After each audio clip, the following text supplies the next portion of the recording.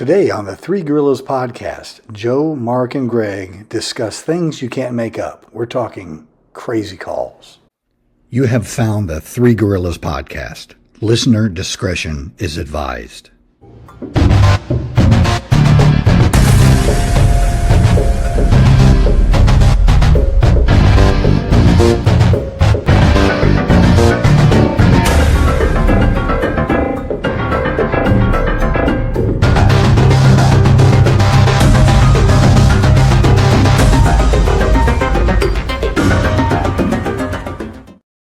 Hey, welcome back. This is the Three Gorillas podcast. My name is Greg Lawson, and as always, I'm here with retired Captain Joe Escribano and retired Major Mark Sawa. Combined, we have about 150,000 years of law enforcement experience. How are you doing, Joe?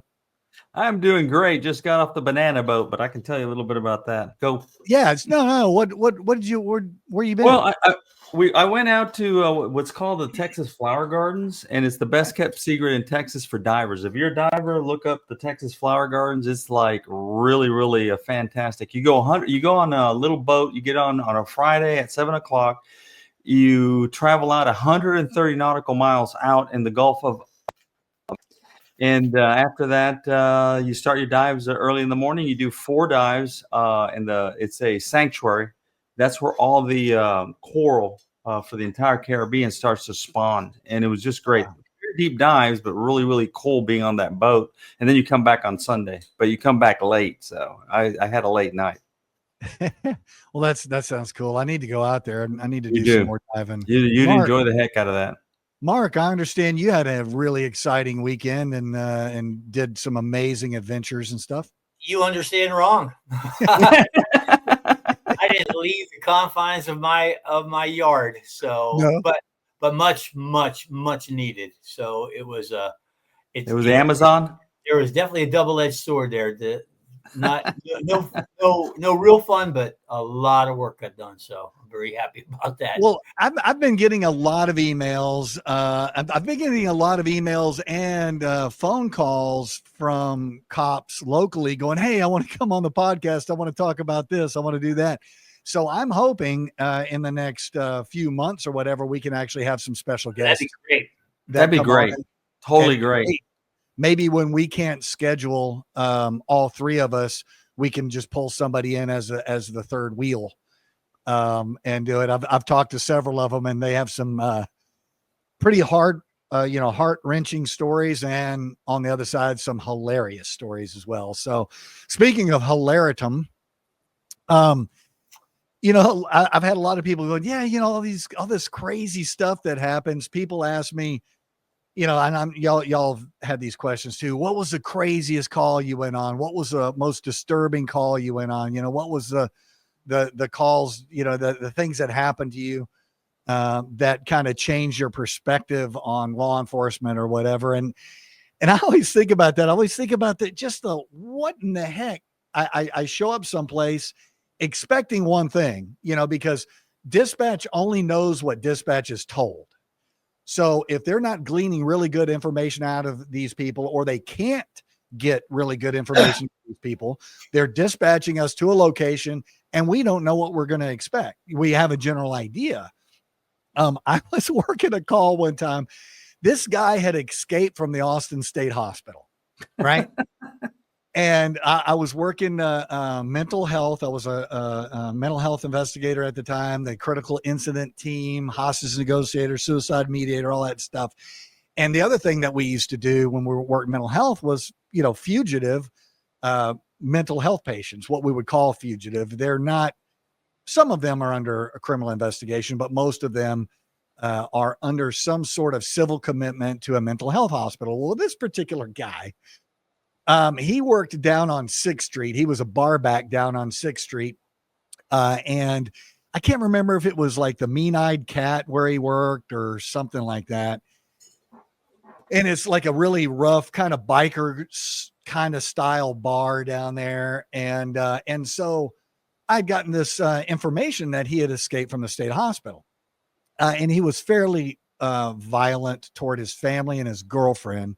But like most of them, they may make some, I say most of them, most people suffering from mental illness may get on that kick of where they're making threats, but because they're so disorganized, they can't follow through their threats. Correct. They just get all sidetracked.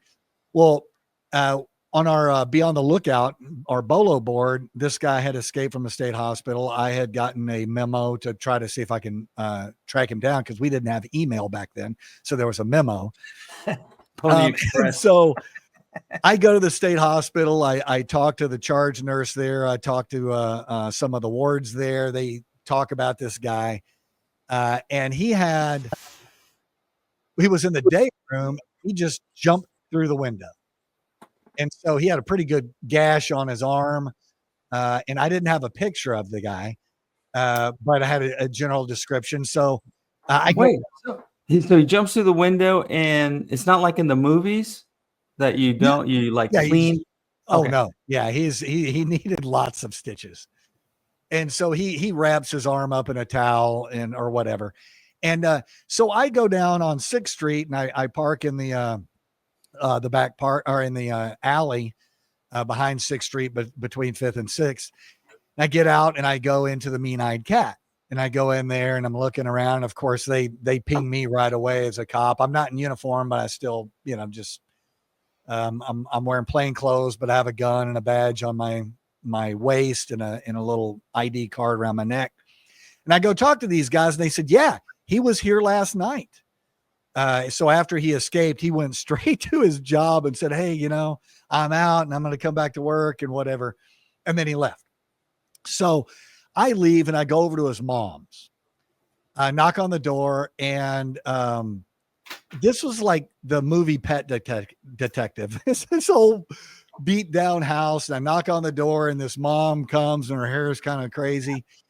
And I said, hey, I'm looking for your son. What's going on? Oh, I haven't seen him. I'm like, well, a lot of people tell us that. Do you mind if I check the house? I don't know whether you're trying to hide him in here or not, but he really needs to fulfill his commitment over here and take care of it. She goes, no, you can come in and look.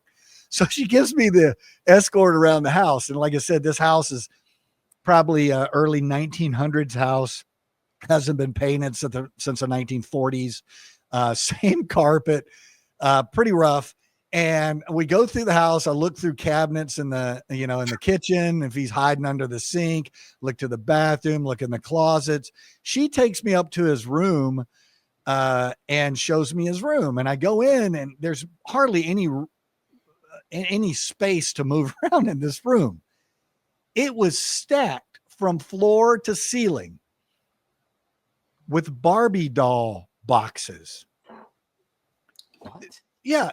So he collected Barbie dolls. This guy collected Barbie dolls, and he's got every kind. He's got the cheerleader Barbie doll. He's got the soldier Barbie doll. He's got the debutante Barbie doll. He's got all these special Cinderella Barbie doll. He's got this stuff just packed in his room. And I'm like, that's freaking bizarre, but all right. The dude's into, collecting Barbie dolls. No, Each his own, right? Yeah. I call them action figures, but Okay. So yeah.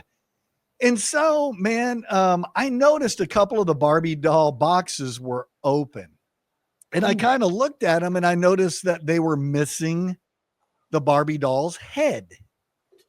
The Barbie doll is in there, and they had just popped. Somebody had taken the head off. Well, I've seen that before. I've seen little girls kind of rip off. I used to do that with my G.I. Joe. Pop his head off, and he had that little thing on the inside, and I painted it up to where it looked like a robot, and he was a G.I. Joe robot. Yeah. Spinal cord, you mean? Yeah, spinal cord. That's it. Yeah. And so these little Barbie dolls, the Barbie doll only has like this. It's like a neck with a little round ball that kind of pops on there so you could turn the head around or whatever. And so these Barbie doll heads, I'm just like, okay, there's some missing Barbie doll heads. It did not trigger me. It didn't pop a red flag or a cue of suspicion at all. I'm just like, okay, it's missing some Barbie doll heads. I would have the same thing. I would wouldn't even thought anything about it. Nothing. I leave. I look around a little bit more. I have the rest of my day. It's whatever happened. I didn't find the guy. The next day I come in, I go to the Mean-Eyed Cat. I go on duty. I go straight to the bar. I think it was a Mean Eye Cat. I go in, and as soon as I walk in, one of the guys goes, "Hey man, he was just here. He just walked out like 60 seconds ago out the back door." So I go out there. There he is. Take the run, grab a hold of him, take him to the ground, try to handcuff him. I can't handcuff him because he's got like a towel around his arm where he cut his arm. And so I calm him down. I said, "Look, you're not in any trouble. Come on, man." So I end up putting him in my mental health car because we had those cages in the back. So I got him in there. I patted him down, got him in there. And I'm like, "All right, I got to take you back to Austin State Hospital, but I'm probably going to need to take a look at his arm and get him medically cleared first." Right. And I was like, "Well, I'll let them deal with that." So I started heading back to the Austin State Hospital. Well, he's sitting in the back seat, and I keep hearing, and I'm looking in the back, and this is what I see. He's sitting back there like this.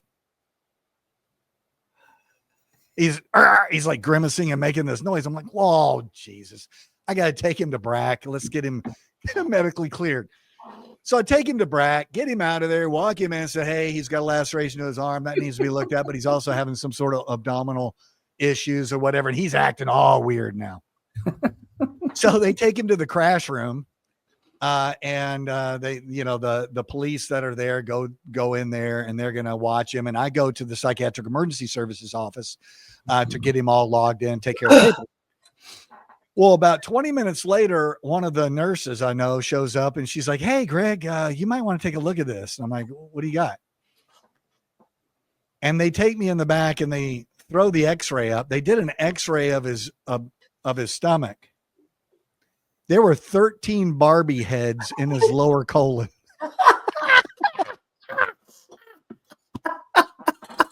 Hair and all. Oh my God. I've told this story 13, before. not 12, 13. but 13. No, it was 13. It was it's a thing. I don't know. It's lucky 13. I've told people this story before. People will ask me the same question. "Was he eating them?" I'm like, "No, he wasn't eating them." They're like, "How did it get in there?" I'm like, "How did you figure it out, dude? If he didn't eat it, how did he get them into his colon?" So unbelievable, man. Yeah. Wow. So I'm like, "Well, what are y'all going to do?" They're like, "Nothing." And I'm like, "Well, we got to get him out of there." He goes, "No, he got him in there. He can get him out." And Meaning like, that he'll just pass them. He'll pass them. 13 of them. We're Dude, talking about 13 Barbie doll heads. We're talking about watermelon seeds. Yeah. What does he have? A concert going on in there? I mean, Yeah. really? Cherry pits or nothing. Passing a cherry pit's nothing. You're talking about passing a Yes. Barbie doll head. Dude. So that's yeah, they stapled his arm or stitched his arm back up, and I gave him a ride back over there and turned him over. But I was like, I don't even know where you go to where you go. All right, I need to make a plan. And I need to get 13 Barbie doll heads into my colon. How do I do that? What do you I why? can't. What's the motivation? I don't know what it is. There's a fixation here. I got a story for you. I'll try. I'm not going to one up that, but this one's really weird. Man. No, this one's weird. You want me to start with that one? Because it goes right into yours, and I'm sure Mark has like a million, some that he can say, and some that he share. some that he can definitely not say. But I get a call, right? I'm on the street. And, Wells Branch Parkway, very, famous, cuts all the way through from Mopac to 35, curvy. And there used to be a club there. I don't know if you guys are familiar with it, probably not, but it was called Ropers. Okay. And it was like a country club, country music, so forth and so on. I used to work security there, man. What are you talking about? Yeah. So we can go down that road some other time. But anyway, so I get a call. There's a wreck. Imagine that there's a wreck at, 2:00 in the morning, 1:30 in the morning. You're imagining, what it's going to be, probably some, drunk or whatever coming out of Ropers. So it's almost, there's like a convenience store just a little bit before, 35. And when he took the curve, this guy was in a pickup truck and he crashed it into a tree, literally wraps that thing around this tree. Okay. So I get there. and EMS is rolling, everybody's rolling, and I get out of my car. It just happened. I can go ahead and see the smoke and everything else. So I get out of my car and I go up there, and I mean, this thing's crashed pretty bad. And this guy's like into the steering wheel and no movement. So I'm thinking, okay, this is gonna be a fatality. Hey, go ahead and call DPS, blah blah, like we normally do back in the day. So I go up there, I'm looking, I'm going like, man, this guy looks like he's dead. So I reach in to go ahead and check his pulse right quick. And next thing you know, he kind of pops up. Man, he scared the bejesus out of me because I thought he was gone. And he's moaning and great. The fire department gets there, jaws of life. They extract him, they put him on the gurney, everything else. I get his driver's license, whatever. DPS is rolling up there already. I said, hey, doesn't look like it's going to be a fatality. Maybe. He says, no, I'll take it. No problem. So I help him clearing the scene. Life is good. So he says, well, I need to run down there. And I had some of his personal belongings. So I accompanied, back then to BRAC. So we roll into BRAC. I'm with the trooper, and, the doctor's already taking care of business, whatever. And then he walks up. I said, the guy going to be okay? He says, yeah, he's, bruised up, banged up, and not too bad. He said, but there's something strange here. I said, okay, what was it? So the trooper or the doctor pulls out this bag, this plastic bag. And dude, I swear to God, I've never seen it. Well, kind of, but I see this vibrator. This thing is like 12 inches long.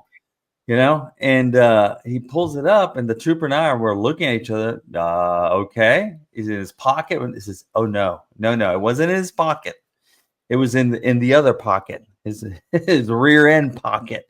So apparently, he was in a moment of whatever, and next thing you know, he just lost control and slammed it in there. So he goes to hand it to me. And I went, oh no. Whoa. Slammed what in there? Slammed his car in there? He had it up his butt, and then he went ahead and got excited and crashed into the deal. But anyways, it was weird. This guy's, all cowboyed up and everything else. And he was into all the freak show stuff. And then the doctor goes to hand it to me. I was like, yeah, no, this is his case. This is his case. And he goes to hand it to the trooper. The trooper, no, the family. When the family comes, you can give that to them because I ain't touching. No, I don't need that. I'm cool. There was no violation of the law. And I was just like, you think you've seen it all. Wow. Unbelievable. You haven't seen it all.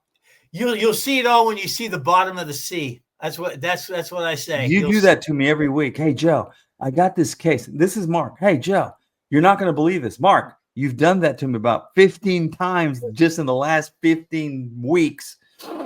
You'll see it all when you see the bottom of the sea, and you won't see it all. Man, and even then, I'm telling you, bro. Even then, it's true. Even then, I'm sorry. Go ahead, man. For that guy, I got more, but I'm not going to go into all that other stuff. But I got some crazy ones too. I don't want to have a theme of You won't. You when it comes to me, you won't. I assure you. No. We got other stories here that has nothing to do with that. None. Mark, do you have anything that has to do with that particular bag? No. I'm not going to share it. No. He's got some other good ones. I try some to wild ones. I try to block that out. What was like one of the Mark? What was like one of the ones that where you just showed up? And you were like, what? How is this even possible?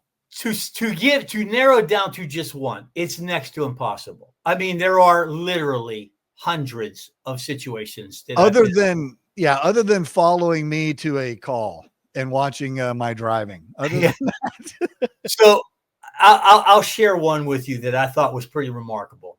I was going to a call. I was working 211, the Del Valley area. I was a patrol officer, and I got sent to a call in Weberville. So I can't remember where the unit 210, the Mainer unit, or that area unit that would have handled that call, because he wasn't available. So I got sent to Weberville Park, which is way out of my district, and I had to go across the bridge there at 973 and then go all the way down 969 to Weberville Park. And I forget what the call was about, but it wasn't a particularly serious or high risk call, but it was enough to necessitate that they send this 211 district, this Del Valley unit, to this call. So when I was going to the call, I was going down 969, and 969 is a treacherous road, as you both well know.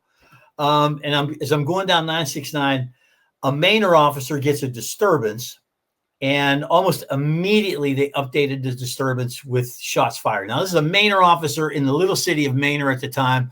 So if he's on duty, he's, no matter where he's at in Mainer, he's 1 minute from the call. No matter where he's at, he is 1 minute from that call. So I'm already turning around. So I'm already thinking the call I'm going to, although it does have a seriousness factor to it. I think it's like a suspicious person, but it certainly doesn't supersede backing up an officer on a shots fired call.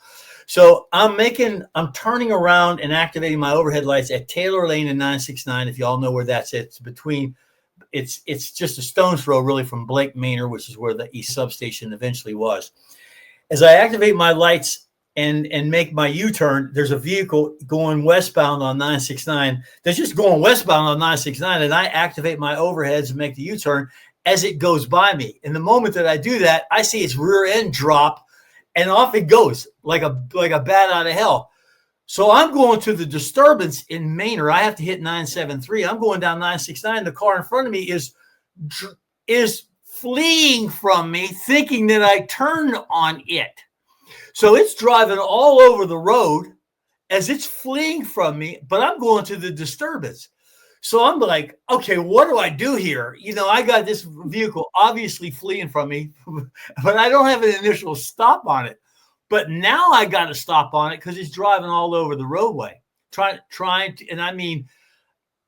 on 969, if you're driving 90 miles an hour, you're driving 290 miles an hour. Right, may as well. So I'm driving, and so I could get up on the radio, and I'm coming up on 973. I have to make a decision. So I'm definitely going to let him go and go back up the officer on this shots fired. So I just jump on the radio real quick. I'm like, is there any back for Manor? And Manor jumps up on the radio, goes, I'm code 4. So I'm like, okay, well, 211, I'm in pursuit of a vehicle. That dispatch probably going nuts. So I'm in pursuit of this vehicle westbound on 969, and we come up on 183. It crosses the bridge at 183, and this guy fishtails, does a couple of spins, rolls over, and comes to a stop. As I come up behind him, there's a vehicle like 20 feet in front of him, and here's this guy beating up this lady on the side of the vehicle parked on 969 at 183. Right at my collision, after my pursuit, here's a guy beating up a lady. So I get out of my car and I run. I'm like, okay, well, forget the pursuit guy in the crash in the car. I got to go intercede for this lady.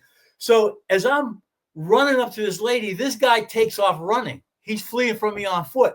So I hurry up back to the car, open up the door, and this guy's like, I'm like, are you okay? And he's like, yeah. I take one cuff him to the steering wheel, and I go chasing after the guy that's now fleeing into that neighborhood off of 969. They're right at 183. As he's running in his neighborhood, he's an older guy, and he's running out of gas. He's already gassed as he's coming up to the first road that intersects from the main road leaving that subdivision. As I come up to him, I'm running up to him, and of course, I push him down on the ground to get him cuffed. And while I'm cuffing him, and he's not struggling too, I mean, he is somewhat struggling, but not really a struggle. As I'm cuffing him, here's a lady running up to me from that neighborhood with a remote phone, not a cell phone. They didn't have cell phones at the time, but one of the wireless phones. And she's got the phone. She goes, somebody's trying to break into my house over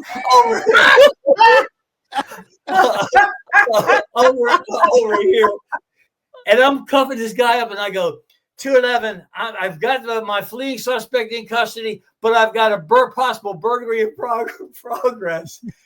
And Gary Irwin comes up on the radio, and he goes, 211, what do you have? What do you have? And he repeats it.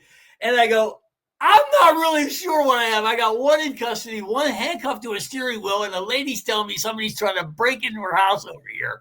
And they're like, well, we'll start APD. I'm like, start APD, nothing. And so her husband's standing. I'm like, this lady is reporting a break-in at her house freaking 20 yards from me. So her husband's standing there. He's an older guy. I'm like, lay on this guy. Do not let him go. So I run back over to this lady's house. Now, a full-fledged burglary in progress at this house. Well, when I round the corner, these two look like teenage boys run through the backyard, jump the privacy fence. I just went, you got that. I'm like, let AVD know I got two fleeing. I gotta go back and get my prisoner and my fleeing suspect who's handcuffed to the steering wheel. So I get this guy. By the time I walk back with him to where the lady is still at the car, I'm like, by this time I now have an APD unit with me. I'm like, watch him. I go over to my suspect, and there's my suspect handcuffed to the steering wheel like this, sleeping on the steering wheel after rolling over his car, sleeping on the steering wheel, sound asleep, drunk off his butt. Like, man, you cannot make this up. Oh, that's funny. In one fell swoop, I had 3 felonies occur right within One after the other. Yeah, and I mean within 100 yards of one another. It was unbelievable. That is wild. That is wild. You know what? That is a wild one. That is a total. I got a wild one too, but I'll let. Don't get out of line because I got a story with some banditos that you definitely want to go to hear. So was that at a DR Horton property? That's crazy, man. You know, it's so funny. I've had friends of mine that work for DR Horton, and DR Horton, man, really has done they've built some houses in Austin. Yeah, they have a few of their neighborhoods, man. You remember Darjeeling and all that area? I mean, that whole neighborhood just turned into like it was a bad area. Overnight. Brand new houses, and it was a bad area immediately. It was everything in my power not to chase those guys, man. Yeah. Even with everything that had played out, it was everything in my power. I was like a 3-year cop. It was everything in my power not to chase. And you're like, and back then we weren't taking anything other than in progress calls because we were working like 2 north or 2 south. That was crazy, man. And so all the prior calls, it just went on the back burner until you had time to deal with them. You're just taking prior call. I was probably out of the field training officer program, maybe 2 weeks, maybe a week. And I was working east of Austin in that little town called Manor in that huge district out there, and get a call of a family disturbance. And it was over at those, the villages, yeah, it's like a series of not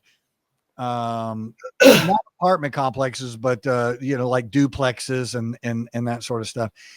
And so apparently, there's a woman that is being beaten, and she's on the phone calling 911. Her husband is there, has pistol whipped her. And so I hit my lights and siren in my 1982 Dodge Diplomat with 186,000 miles on it. That maybe topped out at 85 miles an hour.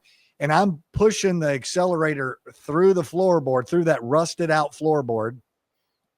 And I am cruising. Well, I'm listening to the radio, but I'm not hearing anybody key up saying that they're going to back me up.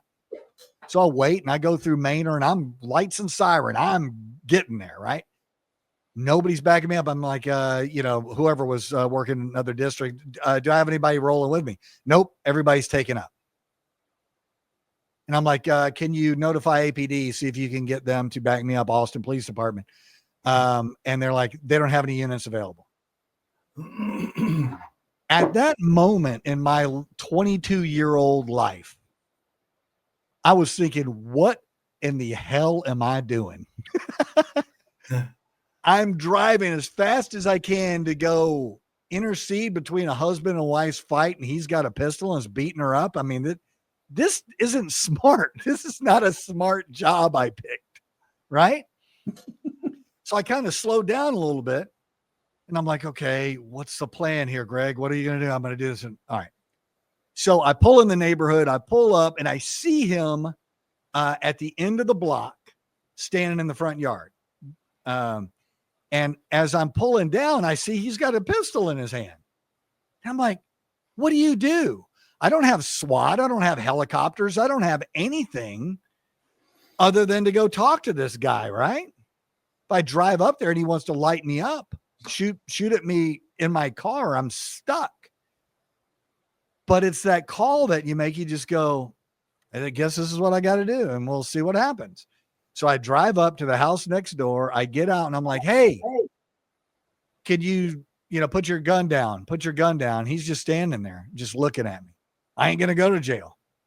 Like, put your gun down. I draw my gun. I start walking toward him. Put your gun down. Put your gun down. Called his bluff. He dropped the gun. At that point, I'm like, all right, I'm going to handcuff him. This is going to be good. Go ahead, turn around for your safety and mine. Turn around. I'm going to put handcuffs on you just so till I can figure out what's going on. And he turns around. I'm handcuffing. I'm holstering my pistol, and I'm about to put hands on him. The wife comes out and is screaming at him, and they start the problem again. The fight starts again. Right? That's the worst. It's the worst. So at least the gun is on the ground, right? I don't know what's going on. She rushes up to him, and I looked at her, and it was that thing where I looked down and I'm like, I'm in a uniform. Why are people not following my instructions? I had that elementary school or that junior high flashback of I was in a dream at school with no clothes on.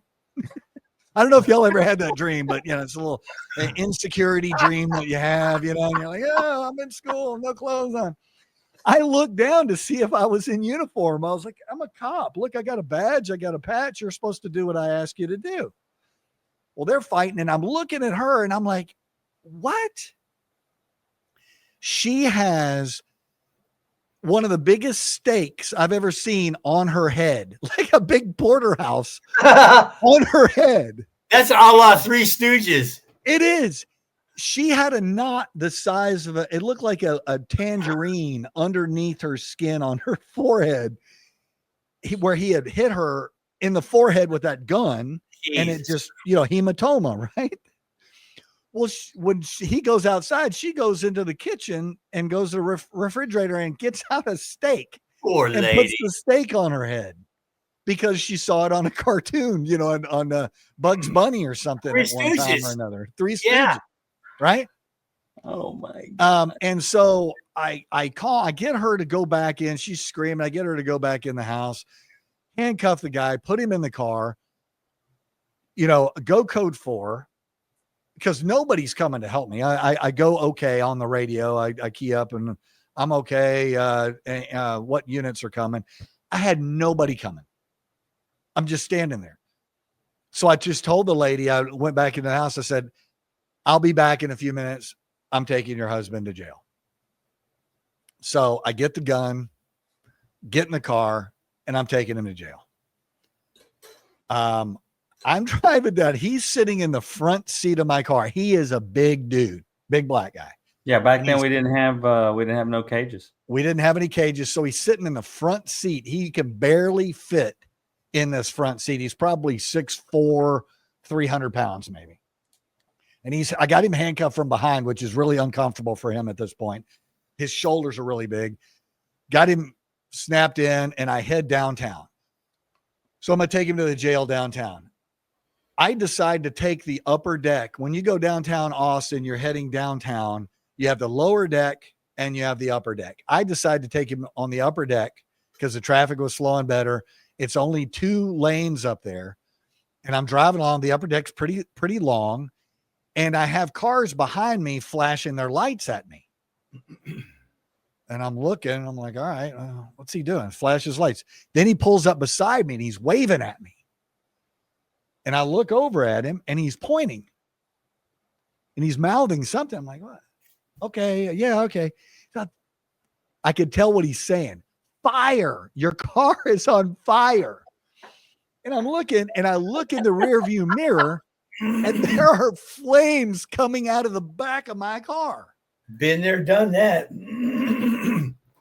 What I failed to tell in this story is, as I went on the upper deck, somebody in front of me was hauling a couch, and one of the seat cushions had flown out of there, and I ran over the seat cushion. Well, the seat cushion got stuck under my car and got stuck on the muffler of my car and caught on fire.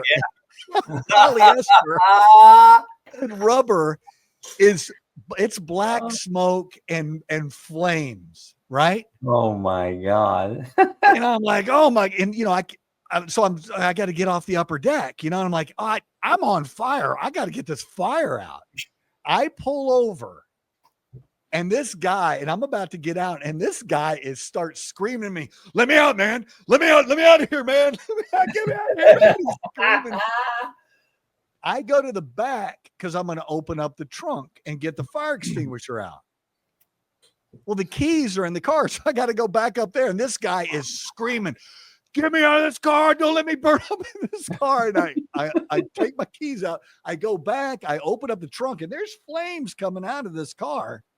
And thank God I did my pre-check before I got took the car. Fire extinguisher was full. I got under there and I sprayed it off. That's a rarity. And I know I put the fire out. This guy, I can't even do it here because he was screaming so loud. He was panicking so bad trying to get me out of that car. But it's like a series of errors just all the way on this call. And how Murphy just throws stuff in front of you is just amazing when you're trying to get something done. Joe? Talking about Murphy, dude, that everything that Mark said, everything you said, just a series of events that happened to you on the street. Remember back then we used to have the 2 to 10 shift, 2 to 10, which everybody kind of liked it, because 10 o'clock still good. We were, young men, we were, single and crap. We'd go over there and do our thing, go over there to the club, whatever. So anyways, I remember it was a Friday. And I'm thinking, hey, man, I got something lined up. Everything's good. So I'm at Breaker and Pollyanna. If you don't know where Breaker and Pollyanna is, Breaker Lane 35, that area right there. Right on there used to be a 7-Eleven there. There was a graveyard right beside it. It's not there anymore. And what we would do, we would go and park right beside the 7-Eleven. And there was kind of a little shady tree. The cemetery's there. And I would sit there and write my reports at the end of the shift. You know how you'd get you do 4 or 5 calls, and now you're trying to catch up on your reports because you had to do them by hand. So, no computers or anything like that. So I remember I'm backed up across the street. There's a place called Daisy Mays. Now, Daisy Mays was a strip club, but it wasn't like the high-end strip club. It's kind of like the Yugo of strip clubs. It was just like the low end of whatever, the gutter brought. That's what you would see. And it was like an L-shaped, lot or buildings were, and at the very corner was Daisy Mays. And then the parking lot, when you were on Breaker, it would go kind of slope down. Many of fights happen there all the time. So I'm across the street writing my report. Several cars are there, but nothing extraordinary. I'm writing, and then I hear 2 people arguing. And I lift my head up and I go like, "Jeez, not now." If they're arguing, I'm just going to let them. I was going to drive away, let them kill each other. I was just like, I got to get out of here. But I'm sitting there trying to write my report, and these 2 guys are arguing, and they're just 2 drunks. I'm going like, no big deal. And I go like this, write a couple of more things, and now their pitch gets a little bit higher, and I look back up again, and one of them says, "Well, F you." And he had dark hair. Remember, the other guy was kind of blondish, and he pulls a gun out and goes like this. Now, remember, they're side and side to me, pulls it out, and boom, I see the flame. It's about that long to this guy's head. I had been drinking a coffee or something. My thing's open. I remember spilling that crap on me, throwing that. My report got all jacked. I threw my stuff up, and I'm looking. I can't believe this guy just flames this guy in front of me. I mean, he's across. He didn't see me.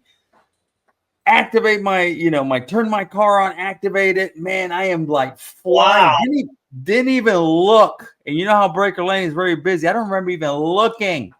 But I remember activating, literally going over. And since it's a slope, I'm coming over like the Dukes of Hazzard with my patrol car lights going. And I remember looking because I could see him, the bad guy. And I remember him looking at me like totally shocked. He didn't, because that guy dropped. He has the gun in his hand. And he completely starts to run, jumps in this truck, and starts to take off. I'm calling in. I probably sounded like, subject is shot. Somebody needs to come over here. EMS, this, that, the other. I'm pursuing the bad guy, and I go through the parking lot. He takes off, and as you go down the frontage of 35, there was a road called Grady. I don't remember Grady goes into Lamar, and I'm calling out. Back then, APD was really, really good about stuff, and they called APD at the time this is going down. And as I turned to hit Grady, and you guys are going to remember this trick, what do you do? As I turned, I see this guy throwing the gun over because with his left hand, because he's driving with his right, and it goes into the field. What do? You guys know the old trick. Remember, we used to have odometers that had a little button. I cleared it.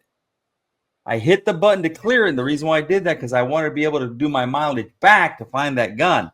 Click, kept on going. That was just an old trick that I learned from one of the older guys, smarter guys. And I'm chasing. And next thing you know, I see lights coming in the opposite direction. It's APD. We block them in, draw them, get them, cuff and everything else. Then my sergeant was already at the scene. I said, Sergeant, I'm bringing him back. So record drivers, they always jump calls. They grabbed that car right quick, brought it back. And as I am, as God is my witness, as I am driving into the parking lot, here's the other guy that he just shot standing, talking to my sergeant. And I'm like, I'm rolling up there. What, Lazarus? Lazarus, you're walking again. I'm going like, what in the flaming? I get out of my car, go up to him. And this is what I saw. He already had like a couple of stitches in his head. He had some stitches here. And then he has this huge gash on the side of his head. When he fired that gun, it literally went by there, gashed him, of course, knocked him out. But he got up, and EMS is now sewing that part. He's a total idiot. And he's telling me, the sergeant says, well, did this guy shoot him? And I have the gun. He says, yeah, he shot him with this. I saw him shoot him. He said, well, this guy's saying right here that he fell. Oh my God. And I went like, stop. I saw this go down. I don't care what he says. I know what I saw. This guy's going to jail. It's in my car. There's no ifs, what about it? He was a bandito. And then the other guy said, I ran him and the Lord was with me. He had a warrant out for his arrest. I arrested the witness too. He was going to jail too. I took him out. Yeah, can you believe that? I mean, he's standing there. He's alive. That's incredible. You even witnessed that to begin with, let alone the finality of that. The finale. He says, "Oh yeah, I fell down the parking lot. You know what I want? I felt like I just wanted to go to and punch his lights out at that point. You liar, man! I'm telling you, that was a tough one for me. But that was funny. It was wild. It was wild because everybody from that point on, everybody was just like, dude, this is incredible that this guy's even alive. He should have blown his brains out. But anyways, everything was lined up for him that night for sure. Wow. Did y'all ever the sledges? Did y'all ever have any? And the 8 toes, the sledge and the 8-toe baby, dude. Mark was familiar with the sledges, weren't you, Mark? Me and Nancy Zimmerman had one over the 35 bridge at Breaker. He was hanging from the 35 bridge, ready to jump onto 35, and me and Nancy Zimmerman grabbed him and pulled him back over the and why? Why did you let Darwin take over? So that's funny. You should say that because as we pulled him back over, we're cuffing him up. Sadal's coming on duty. He was usually an early unit with me, but he was coming in late that night. He's coming up, backing us up, and we cuff him up. We're sitting there. We're calling for a EMS unit to check him out. We're sitting down on the walkway there on the bridge of Breaker. And I heard Sadal, because he worked 218, talk about them a million times. All the time. A million all times. The time. But I never encountered them. I worked for 214. I never made it up to 218. And George comes up, and as I'm IDing this guy, Christopher Sledge, I'm IDing this guy, George goes, who did that? What happened? And Nancy goes, blame Sawa. It was all Sawa. And I could not believe that this guy had come all the way down the Breaker Lane to jump off on the 30 under the 35. They live up way in bum. You know what? It was just like insane. So those of you who don't know the Sledges were a big family. I don't know how many males. I don't know how many females. This is where the story will go south, and we probably can cover it in an episode that has much more warning labels. But they are all either dead or in prison. And they're dead due to all kinds of different reasons, but prison because the grandfather, the father, and the brothers were all abusing the sisters. And this area where they lived, they had like 10 acres of land out near Jonestown, which is way far northwest Austin on the other side of Lake Travis. And they would buy old trailer houses that nobody wanted, they should have gone to a landfill, but these guys would buy them and move them to their property. And they had this like a compound. Did y'all ever go out there to the compound? Yes. Yes, So I did. They made a big box, like a big square with these trailers, and kind of butted them up to each other and just got like a chainsaw and cut holes in them and used some duct tape, to kind of seal it off and meet up the edge. Modular. They call that modular.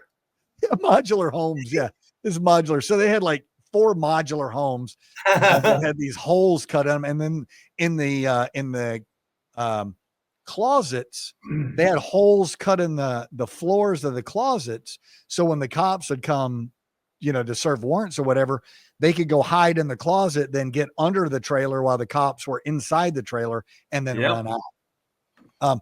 This was a constant thing. I was out there as a detective. I was out there as a patrolman multiple times. I was out there when I was working SWAT, doing fugitive warrants.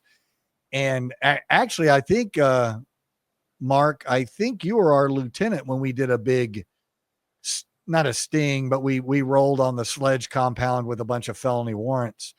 And it was so funny because all the SWAT guys are all dressed in all black.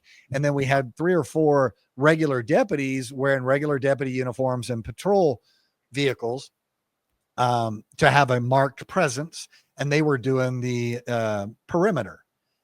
Daryl Gibson was one of them. And Daryl Gibson is a pretty motivated guy. He was a former Marine, pretty assertive. And he had perimeter, and I think it was Chris Sledge. If I'm thinking right, I think it was Chris Sledge got underneath the trailer. We didn't know it, and then took off running. Well, Daryl sees him and takes off running after him, and Daryl runs after him with everything he's got. And in the area out there, it is nothing but pointy limestone rocks. Yep. And gravel, in that area of Travis County, there's very little soil and very little grass. Mm-hmm. The high hill country of Travis County. And he played ball. Daryl played ball. Yeah. And Daryl hits him like a linebacker, right? The guy's runs pretty far around the compound, and Daryl hits him like a linebacker, and they both just go into the gravel and into the rocks. Daryl ends up injured with his knee. I think he had surgery, and and it was a workers' comp thing. But as he tackles him and they go into this gravel, Daryl starts yelling at him, "Yeah, you think you can outrun me? You think you can outrun me?" Stands him up, his handcuff. "You think you can outrun me?" And Chris goes, "I could have, but I'm barefooted, idiot." Like, I look down and his feet are just tore up, man. And he's got big cactus needles stuck all in his feet. And it was just horrible. But yeah, it was so funny because he's like, "Yeah, I can outrun you, but I'm barefooted, jackass," or something. It was so beautiful. But yeah, man, it's the Sledges. We could have multiple, I think, episodes about the Sledges. But that's the crazy thing about this job, law enforcement. They send you through an academy, they teach you all this protocol and procedure and tactics that you're supposed to use. You bring in the baggage that you have of how you were raised, what you expect people to be, say, do, and react to your interaction with them. And then it's just off the chain, just off the, and that's not even dealing with drugs or alcohol or anything like that. This is just their normal behavior. Yeah.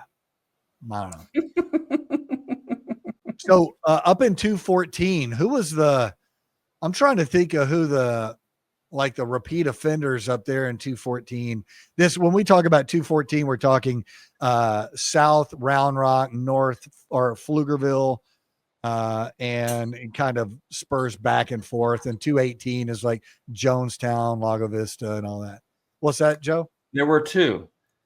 Can we say their names? Morrisdale Williams, is that one of them? One of them, and Jimmy Bustos. He's passed. Yeah. Jimmy Bustos, really good guy when he was sober. But what he would do, he would go ahead to the 7-Eleven and break, or he would go all the way to the one, remember 1325, when there wasn't 45 wasn't there, and that was the limit with Round Rock. Mm-hmm. So what would happen was he'd go into Round Rock, and back then Round Rock had what? It was a 2-pony show, and he would go into one of their 7-Elevens or whatever, go straight to the refrigerator in the back, get beers and start open them and start chugging them. Right. Well, the people would go ape, and then they'd call the cops. Well, the cops knew this guy, and what these guys would do, they'd put him in their car, bring him into Travis County, and drop him off and leave. No report, 10-854 checked okay. And you know why? Because I would, when he came like in Travis County, I remember because I walk in there, he was chugging beers, and I grabbed him. I said, "How did you get here?" He says, "Well, this gray car brought me." And back then, Round Rock, white. It was white and maroon. He said, "This white and maroon." And he says, "How were the guys dressed?" They had gray uniforms. Round Rock used to, but this is back in the day. And I was going like, "You dirty dogs." And then I get somebody would get Bustos and run them into the city. Oh, this was an all-night thing because you didn't want to take them all the way downtown to Central Booking. As a matter of fact, one time one officer said, "Yeah." So, the guy drank all this stuff, says, "Yeah, what happened?" Well, the officer paid for it and then took him over there so he wouldn't have to go ahead and do it. Started Uber. That's how Uber got started. Yeah. and I would go show up. One time I remember I got a call on Howard Lane. You know how busy Howard Lane is? There's a body laying in the middle of the road. I roll up there, I go, "Holy crap." So I stop, lights come on, get out. It's Jimmy. He's sleeping on the middle. I'm talking about in the center stripe. He's just laying there sleeping. And I'm just going, I have to take him. But instead I call EMS. "Hey, EMS, hey, he was passed out. Looked like he passed out. It looked like he was unconscious, so you got to take him." And man, they'd look at you like, "You bastard." And they'd have to load him up and take him. But that was funny. Funny stuff, guys. Funny stuff. It was really, really wild. Man, I was, I ended up arresting an attorney, a DWI attorney for DWI at Howard Lane and Howard and Metric. What? Yeah, he was in a suit. He was smoking a big cigar. He was in his Porsche, was drunk and lost it right there at the corner and ran off into that ditch. He was laying sideways in the ditch. I got up there and he opened his door and fell out of his car. And he's in, the $1,000 suit or whatever. And so I get him up and he's introducing himself as this attorney, and he's a DWI attorney. He's got holes burnt in this $1,000 suit. This would be like a $2,500, $3,000 suit now. He had cigar holes burnt in the suit from when he crashed. He dropped his cigar and it burnt the suit, and then he fell out into the stream. He's up there. And, of course, we didn't have cameras in our car or any kind of recording device or anything. And I get him out, and another cop shows up and a wrecker service shows up. And I tell the other cop, "Hey, can you impound the vehicle for me?" He goes, "Yeah, you going to do DWI test?" Back then it wasn't SFST. It was something else. Yeah, it was like, ABCs. ABCs. Yeah. Remember, hey, tell me the ABCs. Yeah, you're out of here. Yeah. Well, I didn't even need to. He's talking to me. I'm like, I don't need to do a test on this guy at all. So I handcuff him, put him in the front of the car, and I'm going to drive him in. He is yelling at me the whole way.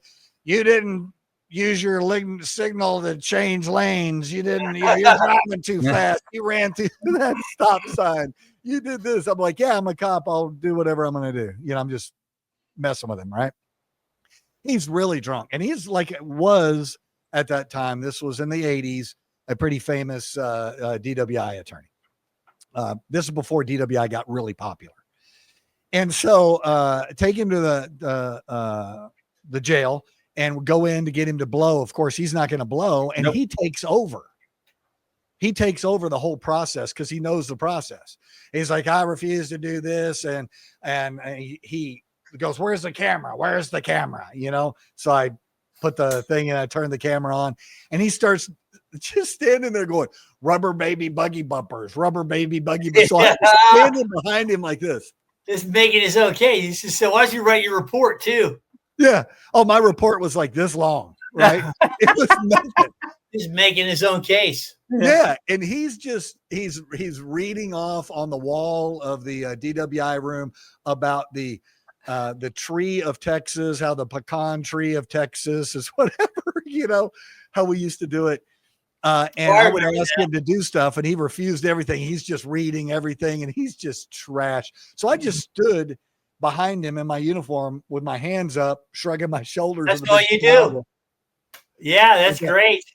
Well, we go to pretrial, and he doesn't remember he did any of that. So he's being really smug. He's got his own attorney. The judge is in there. Here's a 22-year-old little, Gregory Lawson, trying to do the best he can. And he shows up for his subpoena, and I'm there, and they're like, yeah, he didn't do look at his report.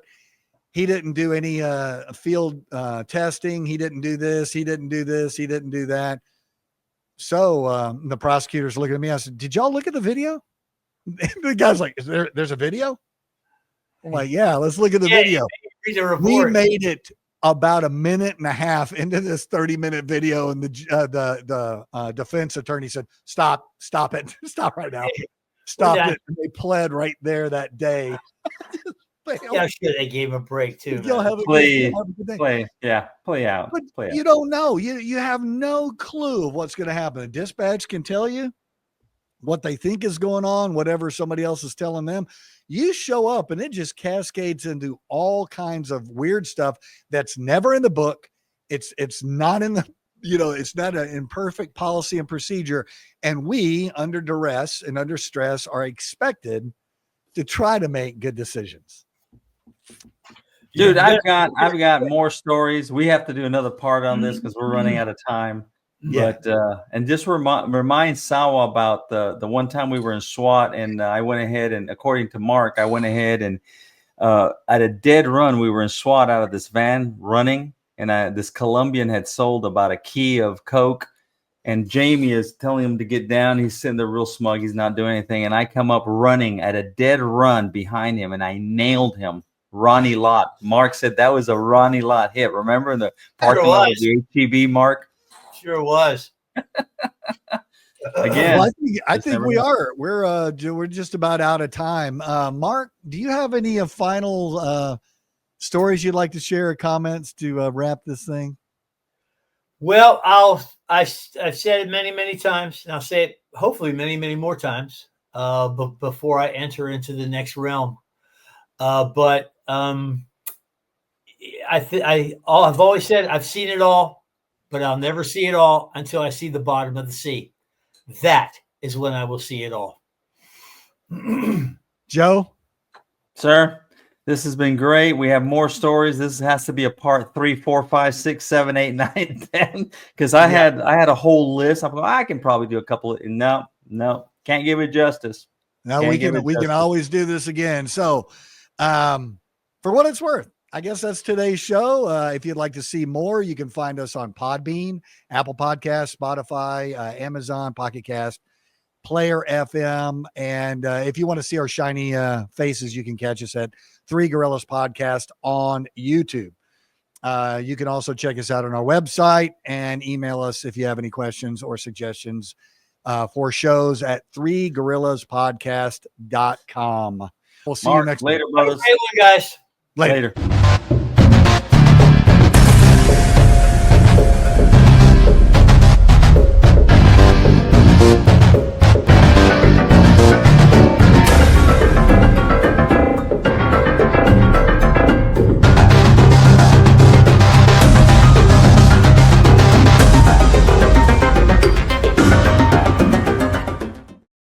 The Three Gorillas Podcast is a zombie advocacy production.